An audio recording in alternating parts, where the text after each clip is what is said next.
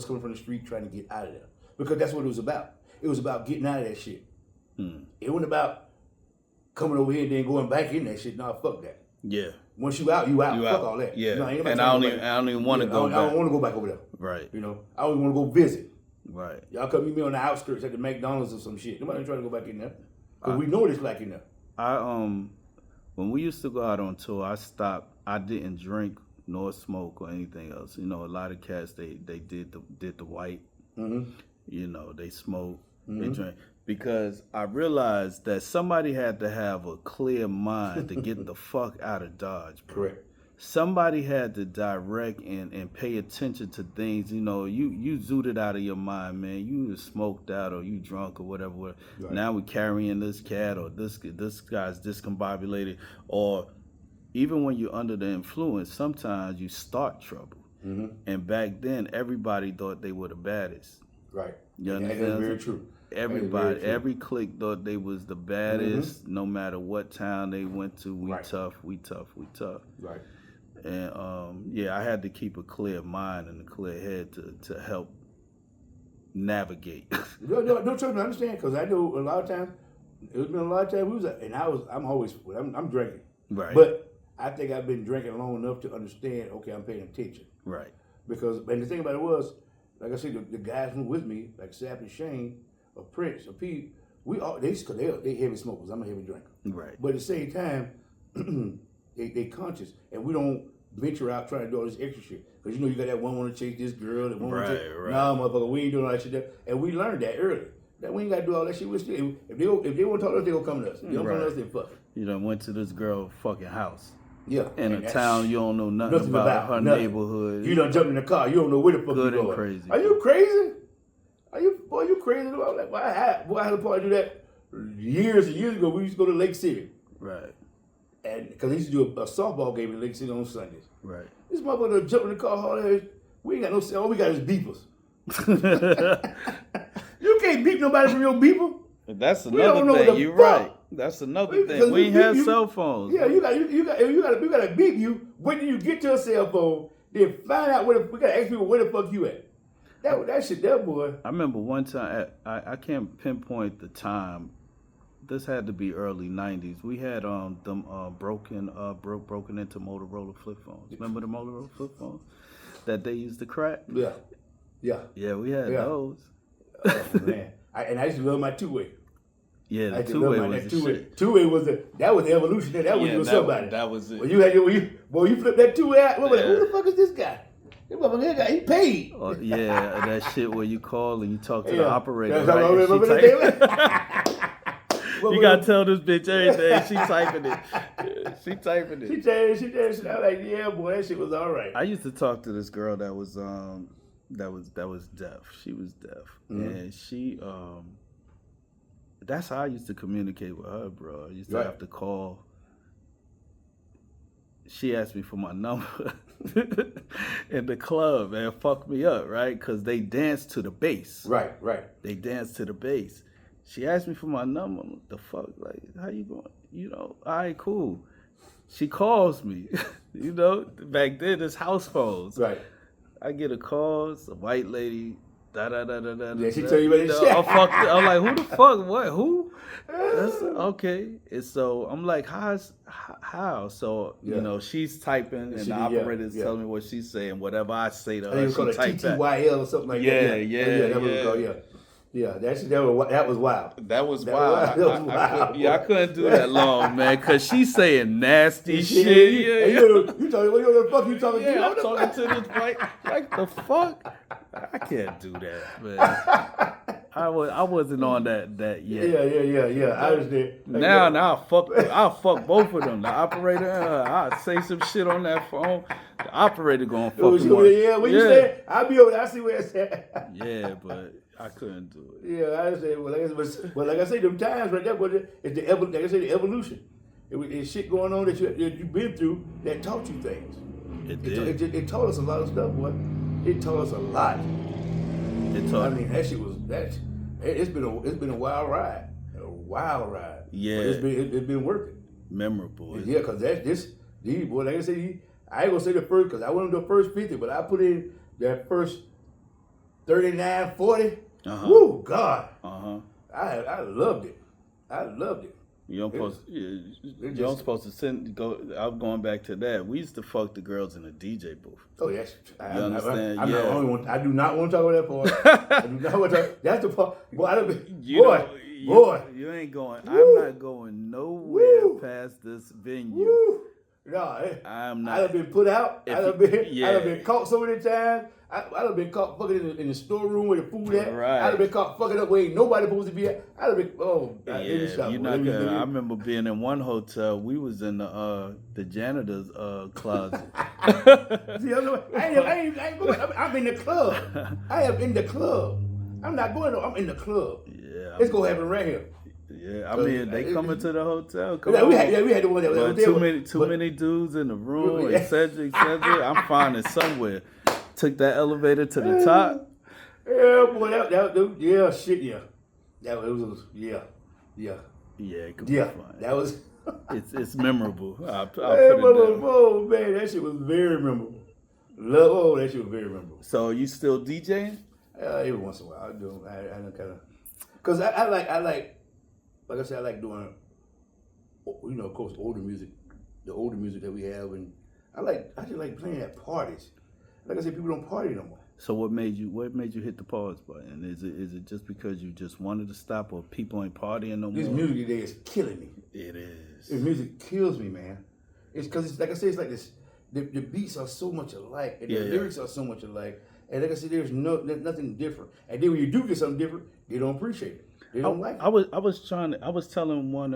I don't know if it was. Shout out to DJ Fatigue. Shout out to DJ Slane. That's my two house DJ. Yeah, what's up, T?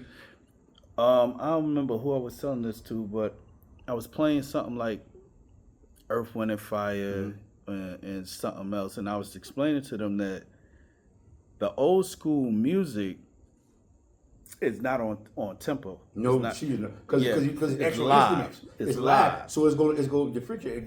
Yeah. Whereas this music, everything is sound. It's like house music. Remember, house is just boom. Boom, just like Spanish music. Boom. You put that shit on, you can write that bitch. You can write that one track for 12 hours. I don't have to put on no headphones to play house music or even modern day hip hop. Yep. All I gotta do is read those waves. Yep. And boom. You know what I'm saying? Catch it every time. But old school music, you can't do that. You can't do that because you got to. If you fuck up, you go fuck up and you fuck the party up. All day. You go fuck the party. You don't want to fuck the party up. Know how many times I backspin and just throw that bitch on? Yeah, because trying to catch them up with that live music, boy, that shit is something. And with turntables, it's easier. Easier because you slow it down, speed up. But with this new shit, I don't like it. Yeah, you got to have the right controller to do this shit, and I ain't seen the right controller yet. So I understand. I sit there and but I do what I can.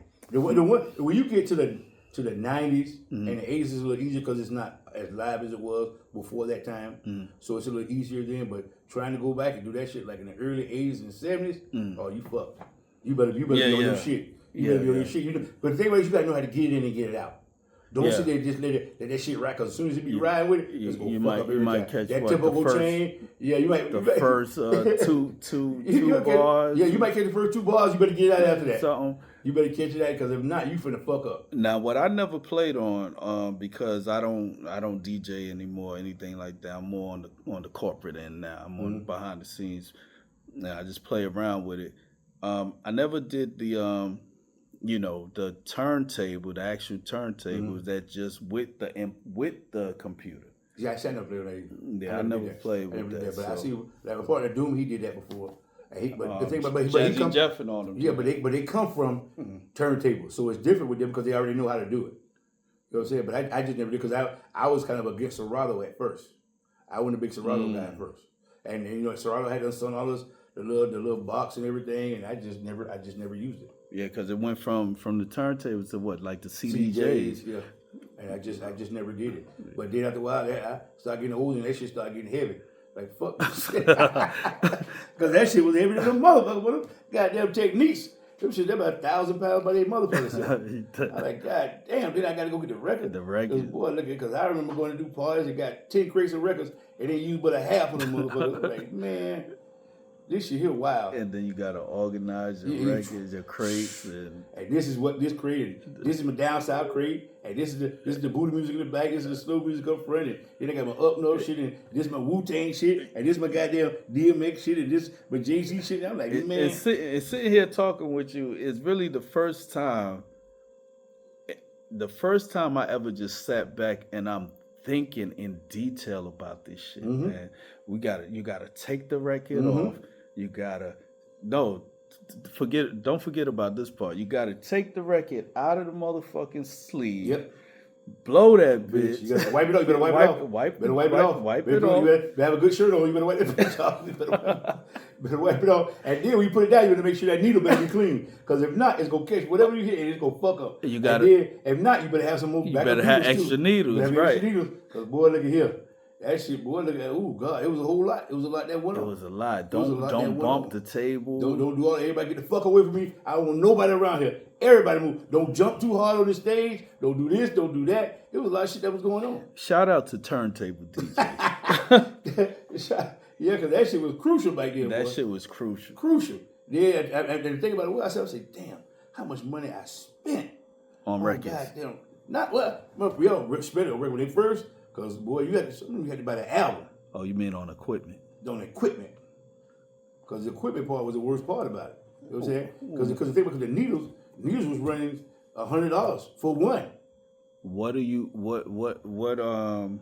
Do you still got your final? No. I had to get rid of it. It's too much of that shit. You got rid of it? I had to get rid of it. I had to because let me tell you something. I didn't want to. It was hard. And I shed a tear for a couple of them because I knew what I went through to get a couple of them. But in the end, I was like, okay, man, I don't need it. I really don't need it no more because I got everything on my hard drives now. I mean, everything I had back then, I got now on my hard drive.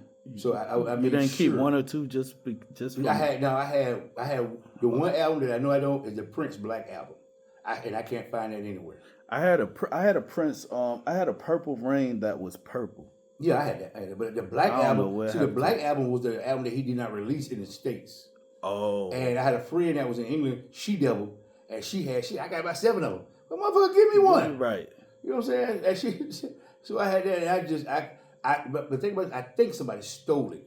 Because when I went looking for it, I could never find it. Yeah, they stole it. And I was like, well, motherfucker still album back then, you already killed a motherfucker. Yeah. Because when 400 Degrees first came out, they sent me the clean and the dirty version. And I was working at Jazzco. And I went back in there and I couldn't find them up. I was killed. Wow. I was killed. I was like, the fuck? Who the fuck made my shit? Because I had an office. In Jazzco, I kept my shit in my office. Had the key. So how the fuck? Man, that shit it's one thing to go buy it because you can always go buy it. If it's not rare, you can always go buy it. But when someone gives it to you. When the motherfucker give it to you. And during that time, because I was like I said, I was in the club 7 days a week, and I was doing radio at that time still. So back then, if you was on the radio, you pretty much you're popular. Woo, yeah, woo.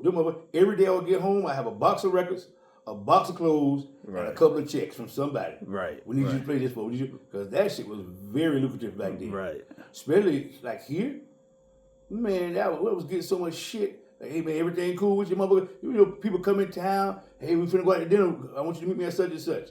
Let's go. You get the dinner, you sit down talking, we need you to play. I'm already playing that. Most of the shit we already playing anyway, because like I said, we down south.